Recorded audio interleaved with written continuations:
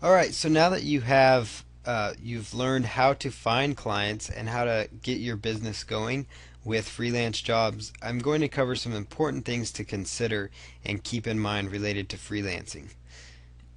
One of the most important aspects is once you get clients, it's very important that you meet deadlines. So whether it's deadlines you've set for yourself or for them, or if it's deadlines that they've set for you, it's very important that you meet those. So if they need them in 5 days, and you need the articles or graphics or whatever it is, try and you tell them that you're going to meet that deadline. Try to meet that deadline. Make sure you're trying to meet that deadline, because what happens is that's something that's going to set you apart, because there's so many freelancers out there that don't meet their deadlines and don't meet them on time, and it can be difficult when you are freelancing to do that. And so it's important to take note of being focused on your projects at hand.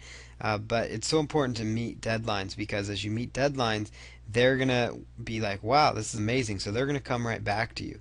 And then also they're going to refer you to somebody else, and then you'll get more business that way. So by just simply meeting deadlines, you can really maintain a good relationship with the people you're doing work with, and they will oftentimes come back to you, or they will refer you to somebody else.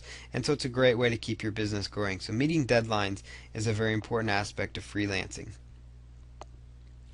Another important thing is to maintain open communication with your clients. So what that means is, whether it's, through email, or if it's through phone calls, or even instant messaging, or other social networking aspects like, Twitter direct messages, or Facebook post or something on Facebook walls or Facebook emails.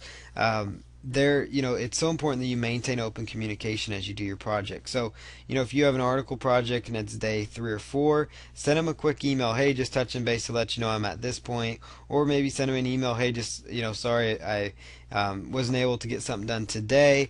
I'm going to work on it tomorrow. Or, we're having a baby, so we're not going to be able to, I'm not going to be able to work on your project for the next few days. I'm sick right now. I'm really sick. I can't work on your project. Things like that are really important, because you're going to find that they're not going to get upset if maybe there's a delay on the project. Like if for some reason you're not going to meet a deadline and you let them know that, they're not going to get upset. Typically they're going to just say, okay, great, thanks for telling me. But they would get upset if you didn't tell them. So it's so important to maintain your open communication, because that will set you apart again from the other freelancers. It's one of those things you can use to set yourself apart from the other ones. The most important aspect, probably a very important aspect besides meeting deadlines and maintaining open communication, is to stay focused. And that means just to stay focused and on the efforts and on the project at hand. So if you're creating a mini site for somebody, then once you start that, focus your time. Focus, okay, the next 30 minutes I'm going to devote to just this project, so I can make some headway on this project. If it's an article writing task, say, okay, I'm not going to get up from my computer till I've written 3 of the 10 articles for this client.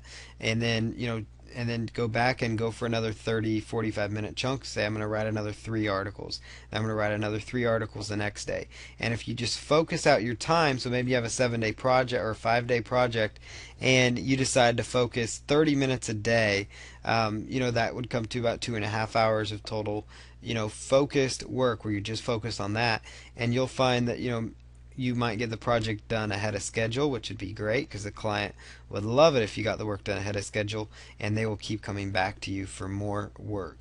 Another important thing to do that not a lot of freelancers do enough of is ask for testimonials. Once you're done with the work, as long as especially if you've met the deadline, you maintain good communication, and you just stayed focused on the project, ask for testimonials. Ask them for testimonials about your service, about your delivery time, about whatever the case might be, because that's invaluable, because that's stuff you can put up on your website. That's stuff you can send in an email to other potential clients, and it will help your business grow. And so that's very, very huge. So ask for the testimonial when you're done with the work and you did a good job for them, you did right by the client. Make sure you ask for a testimonial, because they will give you one most of the time if you ask for it. Then the other thing to really keep in mind when you are doing freelancing is to not devalue your services. And by that I mean, make sure you know what makes you comfortable to make money. So whether it's making $5 per article, if that means a lot to you, or if it's making $10 an hour. But don't work for $1 or $2 an hour. unless you really have to, or unless that makes you feel comfortable, but it shouldn't. There's no need to starve yourself on a project. So you need to make sure that you do not devalue your services, because what happens, and it's easy to do, is that you take on a project for a small budget, and then you have a client with a bigger budget come along, and that bigger budget client will well, basically they're giving you more money, so it's a lot easier to focus on their project because you have more money. And what happens is that smaller client will sit there, and it becomes kind of almost a nag for you, and so you don't meet the deadline, and then they get upset, and then they'll say bad things about you, maybe. So it's just not a good situation. So you don't want to devalue your services. So you want to keep your services. I'm not saying you charge a lot for them, but you don't want to give in. So you determine what makes you feel comfortable. That's going to be between, that's a decision you have to make. Is, okay, what makes me feel comfortable, or I really need the money, but it's kind of like, if you're only going to make $1 or $2 an hour when the project's done, you may as well just have done the stuff just for yourself, because you would have gotten a better return on your investment long term. So just don't devalue your services. That's another important consideration when you're doing freelancing. A lot of freelancers do that, as they get all excited and they say, man, I just want to get a project done, and they'll take on maybe a free project or a project for next to nothing, and it's just hard to get motivated to get that project done. So try to not devalue your services. And so again, the important aspects here: meet your deadlines, keep open communication with your clients while you're doing the work, stay focused, set out focused chunks of time to accomplish the task, ask for testimonials when the job is done, and do not devalue your services.